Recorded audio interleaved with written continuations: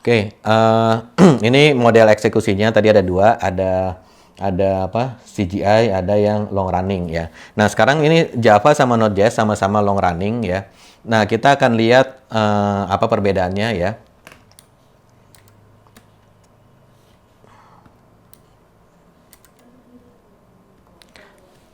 Nah kita lihat bedanya antara si Java ya dengan Node.js ya.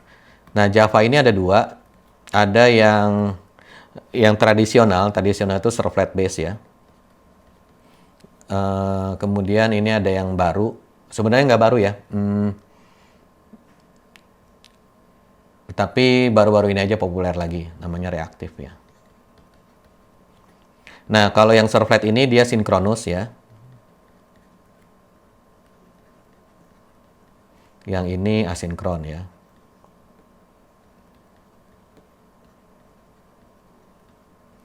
Kalau Node.js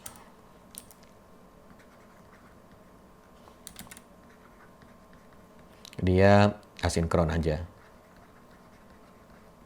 Oke. Nah, apa bedanya ya? Kita bahas dulu yang servlet ya. Yang servlet ini karena mayoritas aplikasi kita bikinnya dengan model servlet ya. Kalau kita pakai Spring MVC, ini kita pakainya servlet ya. Nah, misalnya di sini ada user mengakses aplikasi gitu ya, aplikasi. Oke. Nah, maka si user ini nanti aplikasi kita nanti akan membuatkan satu thread ya. Thread.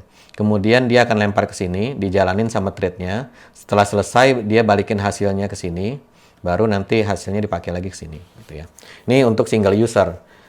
Nah, bagaimana kalau usernya banyak? Ya, usernya banyak. Ini asumsikan aja user ada 100 gitu ya. Nah, banyak gitu ya. Nah, semuanya request ke sini. Maka di sini si Tomcat, kita kan pakai Tomcat sebenarnya ya. Kalau pakai Spring Boot itu kan Tomcat di embed gitu ya. Nah, dia akan bikin thread lagi yang banyak sesuai dengan jumlah request sampai dia mencapai max thread. Nah, ini terus ya. Sampai mencapai max thread. Jadi maksimumnya berapa ya? Nah, berapa sih maksimumnya? Kita Google aja di sini. Cara Google-nya adalah Tomcat atau Spring Boot lah. Kita lihat Tomcat yang sudah dibundle sama Spring Boot ya. Spring Boot, Tomcat, default. Nah, default max thread. Nah, gini. Nah, dia defaultnya tuh 200 ya. 200. Nah, jadi di sini terus ya, di sini ada thread nomor 1, nomor 2 ya, 3 terus sampai di sini thread nomor 200. Oke. Nah, begitu sudah 200 bagaimana?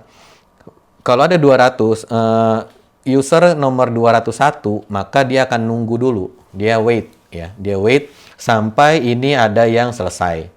Nah, begitu ini udah ada yang selesai, maka thread-nya akan dikasih ke sini untuk melayani request-nya dia gitu ya.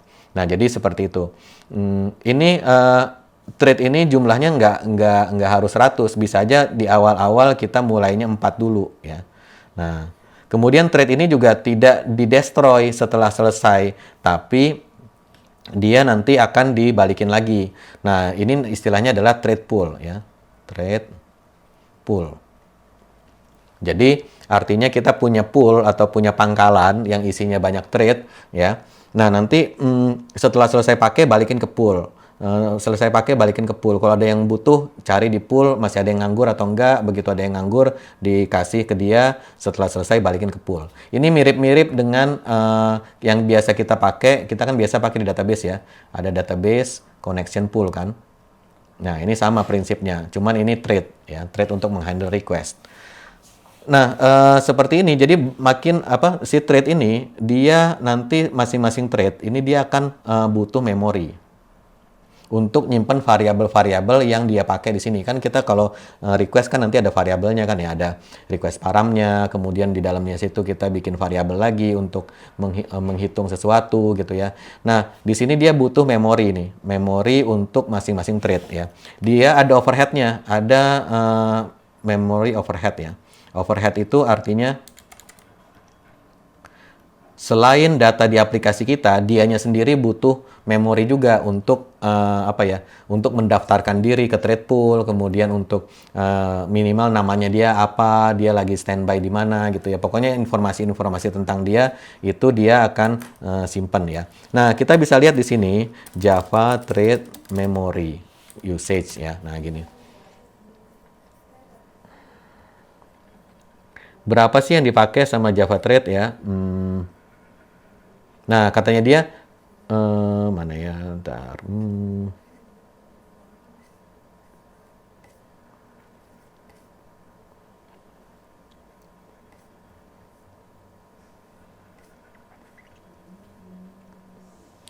Ini katanya tidak ada angka yang pasti, cuman kira-kiranya adalah 1 mega, ya. Nah, di sini kira-kira per trade itu 1 mega, ya. Nah, ini dia menggunakan 1 megabyte. Berarti kalau ada 200 user yang mengakses ke sini, maka kita akan bikin 200 trade, maka di sini kita akan mengkonsumsi 200 MB. Nah, makanya kadang-kadang begitu request-nya banyak, memori naik jadi 200 MB ya. Kemudian setelah ini sepi, ini kan nggak langsung di-destroy, dia nunggu dulu beberapa menit ya untuk memastikan nggak ada yang akses lagi. Siapa tahu sepi sebentar, nanti naik lagi gitu kan. Kalau sepi sebentar naik lagi, dia nggak harus create lagi, tapi dia bisa langsung pakai yang sudah ada. Nah, jadi dari 200 ini misalnya tiba-tiba dari 200 user, tiba-tiba tinggal 20. Nah, maka ini dia nggak langsung jadi 20 nih. 20 MB, tapi dia pelan-pelan dulu ya. Begitu udah time out dia di destroy nanti baru lama-lama segini gitu. Nah, intinya adalah masing-masing trade dia ini. Jadi semakin banyak user, misalnya kita mau menghandle 1000 user misalnya. Ini kan tadi maksimum 200. Nah, kita misalnya mau menghandle 10.000 user ya. Berarti max trade-nya kita set menjadi 10.000. Nah, sehingga di sini tadinya 200 mega, maka kita harus sediakan 10.000 kali 1 mega ya, 10.000 mega. Berarti 10 gigabyte ya, 10 GB. Nah, berarti kita harus sediain 10 GB cuma buat trade-nya doang. Belum sama aplikasi kita ya. Aplikasi kita nanti query dari database, ya itu pasti makan memori. Nah, intinya adalah kita mau ini ya. Nah, kemudian apakah seperti ini jelek atau bagus ya? Tergantung dia ngapain, si trade ini ngapain ya. Nah, kalau dia ngitung di sini, ngitung itu berarti kan dia trade ini ada dua kemungkinan nih ya. Dia hitung ya, compute ya. Atau dia baca tulis data. Bahasa Inggrisnya input output IO ya. Bagaimana cara kita tahu si trade ini atau aplikasi kita ini dia ngitung atau baca tulis? Kita tinggal lihat aja, kita stress test pakai JMeter, kita tinggal lihat yang naik apa. Ya, kalau yang naik CPU, maka tandanya dia ngitung. Kalau misalnya yang naik disk activity, ya, atau network activity, maka dia berarti di sini ada dua kemungkinan, antara disknya sibuk atau networknya sibuk. Ya. Nah, jadi cuma ada dua kemungkinan ini si trade itu, apakah dia ngitung atau dia baca tulis kirim-kiriman data gitu ya. Kalau misalnya ternyata banyakkan kirim-kiriman data, misalnya dia banyak query atau apa gitu ya, maka si trade ini 10 giga ini nganggur ya. Kenapa nganggur? Karena nunggu ya kan, karena nunggu selama datanya belum datang, dia lagi baca hard disk atau datanya dia query belum datang lagi, maka dia idle ya. Jadi kalau misalnya ini digunakan untuk I/O, maka dia sama saja idle. Artinya 10 giga ini nganggur, nggak ngapa-ngapain gitu ya. Nah, jadi ini tidak efisien ya. Tapi kalau misalnya ternyata dia sibuk, CPU-nya kenceng, ya nggak apa-apa, tandanya 10 giga ini digunakan ya. Karena kan dia ngitung itu kan butuh variabel di internal dia ya, kemudian lain-lain lah. Pokoknya kepake gitu. Nah, kalau I/O itu kan misalnya si thread ini kita ada misalnya kita request, kemudian aplikasi kita request lagi ke backend service ke servernya orang lain gitu ya. Terus nunggu aja 1 detik gitu, baru dapat balikan. Nah, 1 detik itu dia 10 giga nganggur gitu ya. Si memori nganggur 1 detik karena menunggu balasan dari itu, dari server lain gitu ya. Nah, jadi seperti itu. Nah, jadi tadi balik lagi ke sini, ini belum tentu trade ini belum tentu boros ya, tergantung kita model aplikasi kita banyakkan compute atau banyakkan I/O ya. Kalau ternyata banyakkan I/O, maka ini 200 trade atau 10.000 trade ini mubazir ya. Karena nunggu doang dia. Begitu kita bikin trade, dia trade-nya ngelempar lagi ke orang, habis itu dia bengong aja. Ntar dia datanya datang, baru dia kerja lagi gitu ya. Jadi banyakkan bengongnya. Jadi 10.000 ini tidak efisien. Nah, karena seperti ini, akhirnya kemudian datanglah Node.js ya. Node.js itu kan baru-baru ya. Dibandingkan Java dia baru. Nah, Node.js itu menyediakan atau mengambil pendekatan yang berbeda gini ya. Apakah bagus atau enggak ya balik lagi tergantung ke karakteristik aplikasi ya. Kita punya app sini. Oke. Nah, si Node.js atau lebih tepatnya namanya libuf ya, libuf. Libuf. Nah, libuf ya. Ini yang menghandle trading menghandle manajemen request-nya ya. Bisa di Google di sini. Node.js libuf. Nah, gini.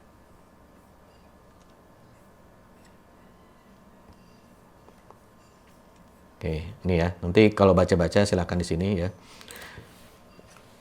Si libuf ini ya, dia biasanya cuman punya trade-nya nggak banyak-banyak. Maksimum biasanya normalnya itu adalah 4 n+1 ya. Jadi misalnya kita deploy di server yang dia misalnya 4 core ya, 4 core, 4 CPU. Berarti dia ininya 4+1. Jadi totalnya adalah 5 trade. Oke. Nah, gimana cara kerjanya libuf ya? Libuf ini begitu ada ini 1, maka dia tadi kan dia punya trade cuma 4 ya. 1 2 3 4. Sebetulnya ada 5, cuman yang satunya lagi kan dipakai buat dia manajemen dia sendiri tuh, buat keliling nanti ya. Jadi dia seperti ini. Nah, ini tadi ada manager trade-nya 1 ya. Manager trade-nya 1, T0 lah kita bilang sini ya. Oke. Nah, dia akan terima request di sini dari user ya. Kemudian dilempar ke T0. T0 ngelihat, oh oke, saya lempar deh ke sini. Nah, dia nanti akan I/O nih. Ini misalnya ke server orang lain ya. Misalnya backend API. Ini ke servernya orang lain. Nah, dia nanti I/O ke sini. Oke. Nah, begitu ini sudah ngirim request ke sini, ini tidak ditunggu selesai sama dia. Dia langsung balikin lagi kontrolnya ke sini. Oke. Udah nih dia bebas ya. Nah, nanti ada user kedua di sini, user banyak ya. Nanti request banyak ya. Request banyak. Sini, ke sini. Oh, ada request kedua, masuk ke sini, sama dia dialokasikan ke sini. Alokasikan ke sini. Nah, begitu ini kan ada 4 ya. Begitu ke 4, terus ada user kelima. Begitu user nomor 5 ke sini, request nomor 5, maka dia akan balik lagi ke sini. Ya kan cuma 4. Nah, dia balik lagi ke sini. Ini, walaupun ini belum selesai backend, dia bisa menerima nih. Jadi ini request pertama, ya, request kedua, 3, 4. Nah, dia bisa terima request 5, walaupun yang satu tadi belum dapat jawaban dari sini. Kenapa? Karena dia menggunakan proses asinkron. Ya. Asinkron ini sebetulnya bukanlah fiturnya si Node.js, ya, tapi fiturnya OS. Ya. Nah, dia menggunakan fitur asinkron dari OS-nya. OS-nya. Kalau di Linux ini namanya Apple, kalau nggak salah ya.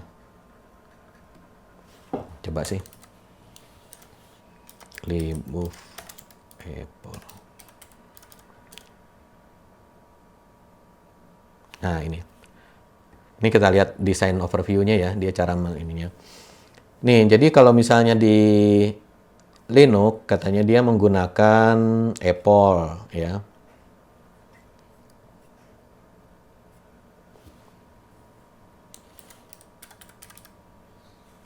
Nih, kalau kita menggunakan Mac OS, dia pakai KQ dan lain-lain ya. Jadi intinya sih si Apple ini library-nya Linux atau fiturnya OS. Ini juga KQ ini fiturnya OS ya. Nanti dia akan delegasi aja ke sini ya. Dia bilang ke Apple, nih Apple saya punya request, tolong di handle ya. Saya titip ya gitu. Nah, ntar begitu ini udah selesai balik ya. Nanti dia akan balik ke Apple ya. Nah, ini akan balik ke sini. Akan diberitahu sama Apple. Nih, request sudah selesai nih. Nah, baru nanti dia akan, oke, baliknya bukan ke sini sih. Harusnya dia akan, oh ya, ke sini juga boleh. Saya lupa ya, ke sini atau ke T0 ya. Pokoknya dia akan dapat notif dari si Apple bahwa request sudah ada balikan, sehingga nanti di-handle sama dia, tambahin HTML dan lain-lain, baru dibalikin ke sini gitu ya. Nah, gitu. Nah, jadi semua request-nya nanti akan seperti ini, dilempar ke Apple, nanti selesai, diambil lagi, baru diproses. Sehingga dia untuk memproses request yang ribuan, thread-nya cuma 5 aja cukup gitu ya.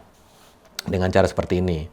Nah, sekarang pertanyaannya lebih bagus mana? Yang ini, 4+1 ini, N+1 thread ya, dibanding dengan thread per request. Nah, ini berarti model seperti ini, orang-orang bilangnya adalah thread per CPU.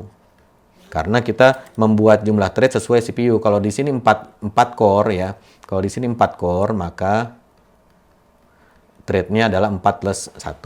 Atau ini namanya adalah thread per request. Nah, bagusan mana? Antara thread per CPU atau thread per request?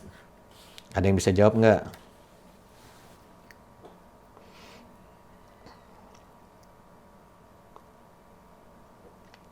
Nggak ada.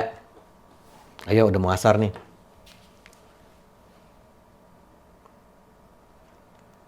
Oke.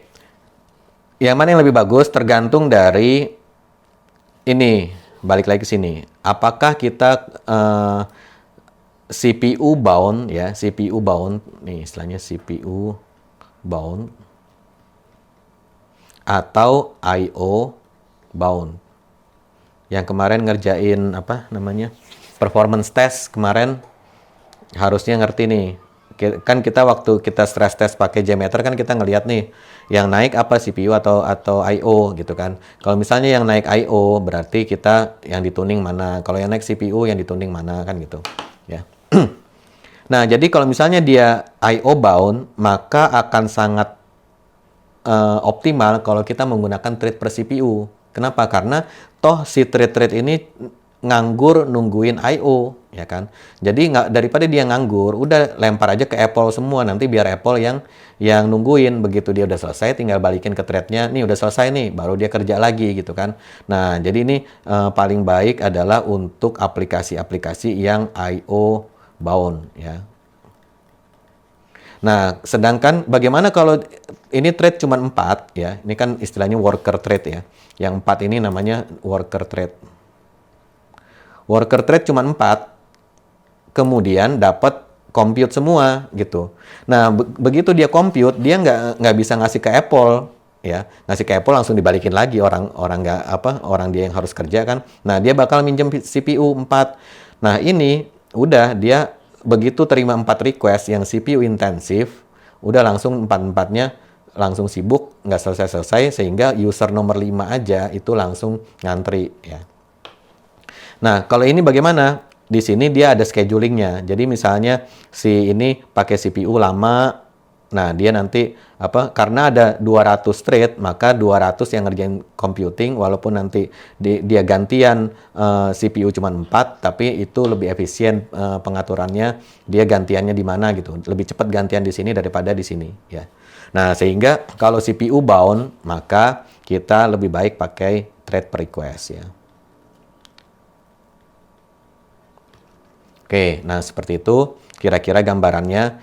Nah, sekarang apakah kalau kita mau pakai thread per CPU, apakah cuman bisa pakai Node.js? Jawabannya enggak, karena sebetulnya dari zaman dulu juga yang model-model libuf ini di Java itu ada ya. Ini namanya Java Neo. non-blocking I/O. Ya, Java Neo non-blocking I/O.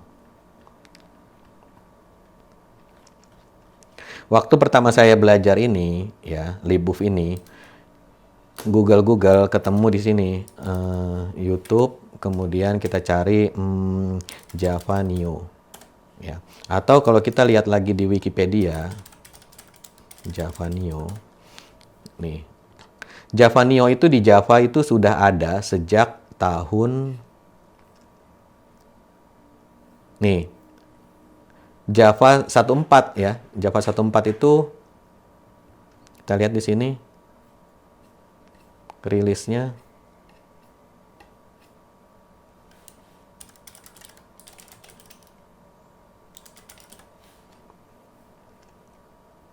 Satu empat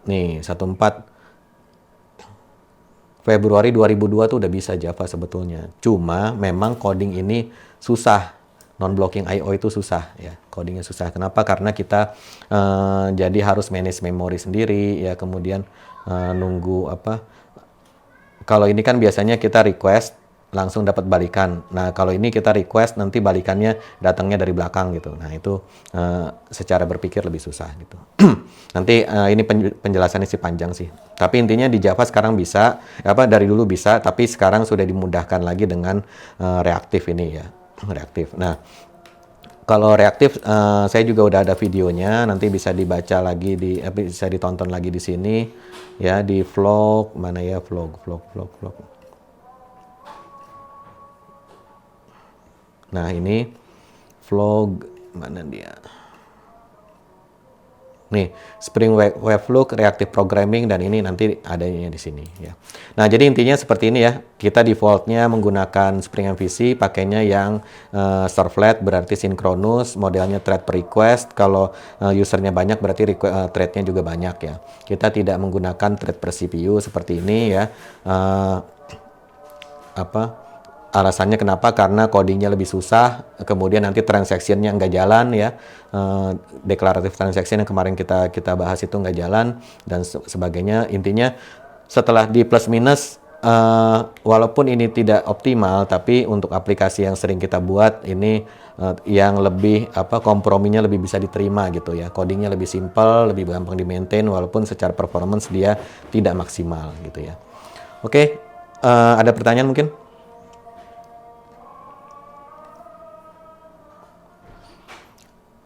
Ya, kalau nggak ada, ini udah asar, jadi kita break dulu, nanti kita lanjut pertemuan berikutnya baru masuk ke coding tentang Spring MVC, kita bahas TimeLift ya. TimeLift nanti kita akan bahas interceptor yang tadi kita sudah bahas konsepnya. Oke, terima kasih. Assalamualaikum warahmatullahi wabarakatuh.